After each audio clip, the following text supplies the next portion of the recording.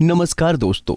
जैसे कि इस सच से हम भली भांति परिचित हैं कि जिसने जन्म लिया है उसे एक न एक दिन अपने प्राण त्यागने ही पड़ते हैं। आपने कई बार अपने बड़े बुजुर्गों से कहते सुना होगा कि मृत्यु के बाद मनुष्य शरीर की आत्मा 13 दिनों तक अपने घर में रहती है।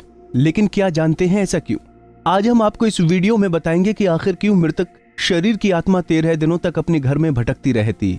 साथ ही साथ ये भी बताएंगे कि 13 दिनों तक मृतक के नाम का पिंडदान क्यों किया जाता है। तो चलिए जानते हैं। आपको बता दें कि गरुड़ पुराण में इस बारे में विस्तार से बताया गया है।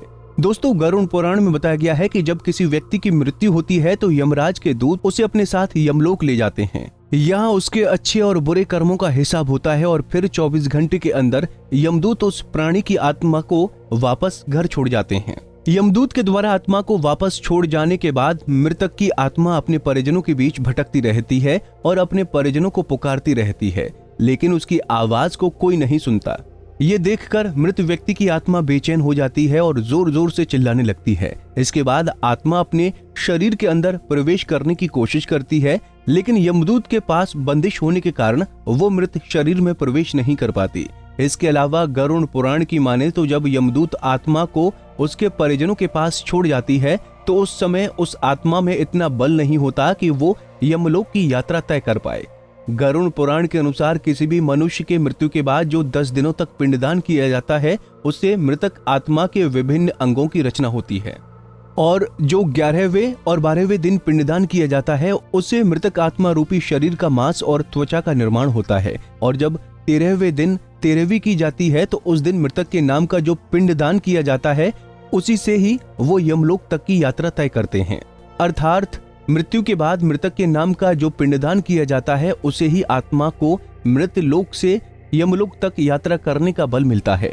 दोस्तों, इसीलिए गरुड़ पुराण में बताया गया है कि जब किसी मनुष्य की मृत्यु हो जाती है तो उसकी आत्मा 13 दिनों तक अपने परिजनों के पास घर में भटकती रहती है और उसके बाद आत्मा मृत लोक से यमलोक की ओर निकल पड़ती है, जिसे पूरा करने के लिए उसे 12 महीने यानी कि 1 साल का वक्त लगता है। इतना ही नहीं, मान्यता के अनुसार 13 दिनों तक मृतक के नाम का किया गया पिंडदान उसके 1 वर्ष के भोजन के समान होता है।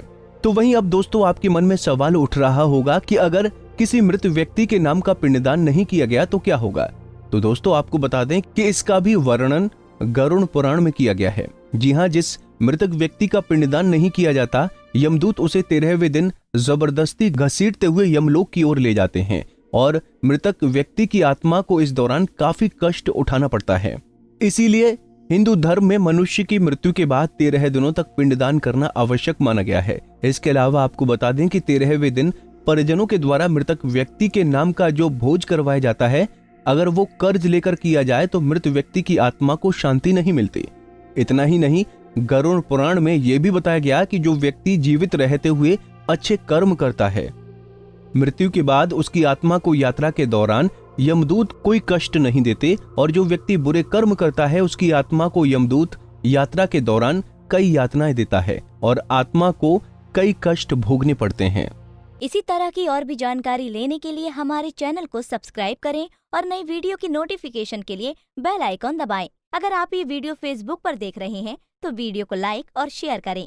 साथ ही अपनी राय कमेंट बॉक्स में जरूर बताएं। धन्यवाद।